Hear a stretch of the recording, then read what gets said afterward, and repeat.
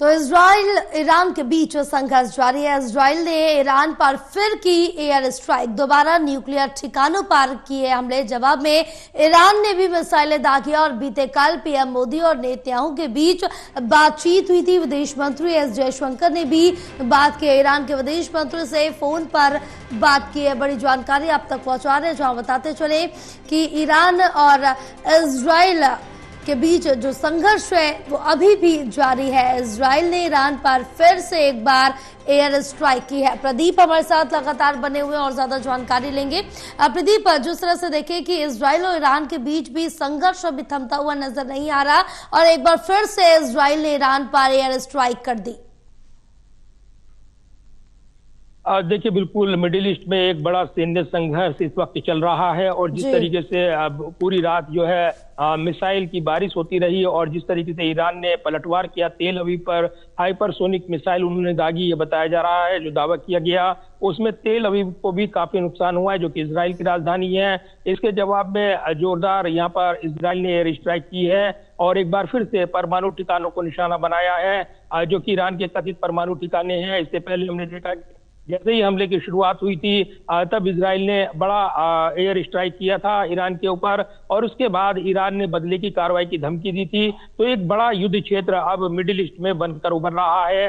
पहले से ही अशांत, गाजा की बात करें, सीरिया की बात करें, यमन की बात करें, पहले से ही हालात अशांत हैं इस क्षेत्र में, लेकिन अब नया मोर्चा खुलता हुआ नजर आ रहा है। और ईरान के खिलाफ जिस तरीके से इजराइल ने एयर स्ट्राइक की है और अमेरिका ने इस पर यहाँ पर इजराइल का समर्थन किया है, तो इस युद्ध के मोर्चे में जो अन्य देश हैं उन्होंने इसकी निंदा की है। सऊदी अरब की ओर से यहाँ पर इजराइल के हमले की निंदा की गई। इसके अलावा जो रूस है उसकी ओर से भी बयान आया है और इस हमले को अवैध करार दिया है। तो एक अलग अलग क्षेत्र बनते नजर आ रही हैं। इस बीच भारत के लिए एक संकट की स्थिति इसलिए कि दोनों मित्र देश हैं, यानी ईरान भी और इजराइल भी। इजराइल जहां सैन्य जो उसका साझेदार है, वहीं ऊर्जा और अन्य जो महत्वपूर्ण सहयोग है रणनीतिक तौर पर ईरान के साथ भारत के मजबूत हैं। और हाल के पहलगाम आतंकी हमले के बाद ईरान ने खुलकर यहाँ पर भारत का साथ दिया था और आतंक के खिलाफ सीधा मैसेज दिया था कि भारत को उसके खिलाफ वार करने का अधिकार है। तो ये जरूर है कि अब ईरान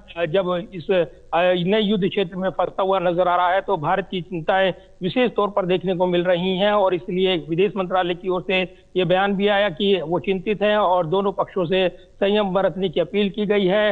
इस बीच महत्वपूर्ण घटनाक्रम ये हुआ है कि नेतन्याहू का फोन प्रधानमंत्री नरेंद्र मोदी को आया और प्रधानमंत्री नरेंद्र मोदी के साथ नेतन्याहू की बातचीत हुई है और इसी के साथ ये माना जा रहा है कि इस ताजा संघर्ष को लेकर दोनों नेताओं के बीच बातचीत हुई है। इसके बाद प्रधानमंत्री का एक ट्वीट भी आया जिसमें उन्होंने इसको लेकर संयम बरतने की अपील की है। साथ ही जो ईरान के विदेश मंत्री हैं उनके साथ बातचीत की है भारत के विदेश मंत्री एस जयशंकर ने। तो कहीं ना कहीं ये कोशिश है भारत की ओर से कि कोई जो सैन्य संघर्ष है वो ज्यादा बड़ा ना हो पाए और इसलिए एक पहल करते हुए भारत की ओर से देखने को मिल रही है। फिलहाल एक संघर्ष बना हुआ है और इजराइल और ईरान अब आमने सामने यहाँ पर युद्ध क्षेत्र में उतरते हुए नजर आ रही हैं। मिडिल ईस्ट में एक बड़े संघर्ष को बढ़ा सकता है। अगर समय रहते ये संघर्ष नहीं रुकता है तो निश्चित तौर पर और व्यापक नतीजे, भयानक नतीजे इस युद्ध क्षेत्र के हो सकते हैं। इस तरह की संभावनाएं विशेषज्ञ लगा रही हैं। बिल्कुल है, क्योंकि जिस तरह से प्रदीप देखे कि इसके जो नतीजे हैं काफी ज्यादा भयावह रह सकते हैं, क्योंकि युद्ध थमते हुए नजर नहीं आ रहा। मिडिल ईस्ट में देखे तो ये भी युद्ध चल रहा है ईरान और इजराइल के मध्य और दोनों ही भारत के अच्छे दोस्त हैं, खासे मित्र हैं और कल नेतन्याहू से बात भी की थी पीएम मोदी ने। और दूसरी तरफ अगर देखें तो रूस यूक्रेन का युद्ध भी थमने का नाम नहीं ले रहा, लेकिन अंतर्राष्ट्रीय स्तर पर अगर इन युद्धों की बात करें तो जो असर है, जो इसका प्रभाव है वो काफी ज्यादा भयानक देखने को मिल सकता है अगर ये और ज्यादा उग्र हुआ तो।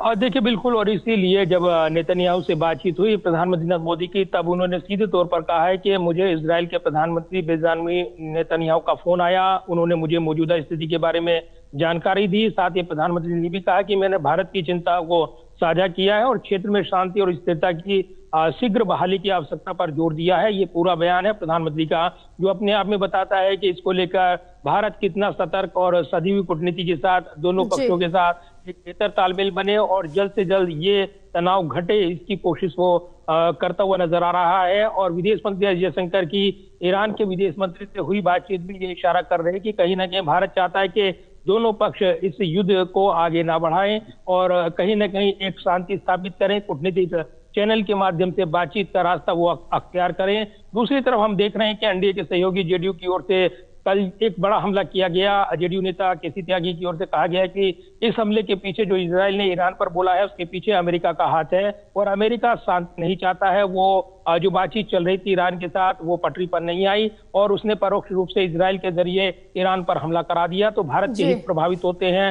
दूसरी तरफ हमने देखा है कि जो सैन्य संघर्ष हुआ, ऑपरेशन सिंदूर हुआ, अमेरिका जिस तरीके से यहाँ पर बढ़ चढ़ कर दावे करता नजर आया, तो ये जो पूरा क्षेत्र है अशांत है उसके लिए जेडीयू जिम्मेदार मान रहा है अमेरिका को। तो निश्चित तौर पर बड़े बड़े आरोप लगाए जा रहे हैं और भारत के हितों के मद्देनजर अगर देखें तो दोनों का ये युद्ध समाप्त करवाना, अगर भारत इसमें कामयाब होता है तो एक बड़ी कूटनीतिक पहल भारत की ओर से हो सकती है, जिसकी कोशिश भी भारत की ओर से होती हुई नजर आ रही है। जब विदेश मंत्री एस जयशंकर ईरान के विदेश मंत्री से बातचीत करते हैं और कहीं ना कहीं ये एक मैसेज होता है कि दोनों पक्ष शांति बनाए रखें। इस बीच बेंजामिन नेतन्याहू से प्रधानमंत्री की जो बातचीत फोन पर और उसके बाद जो इशारा मिल रहा है शीघ्र से शीघ्र ये संघर्ष समाप्त हो, भारत ये चाहता है। फिलहाल अभी तक ये जो तनाव है वो बना हुआ है और ईरान और इजराइल सैन्य संघर्ष में उलझे हुए हैं। बिल्कुल, तमाम जानकारी साझा करने के लिए प्रदीप बहुत शुक्रिया आपका।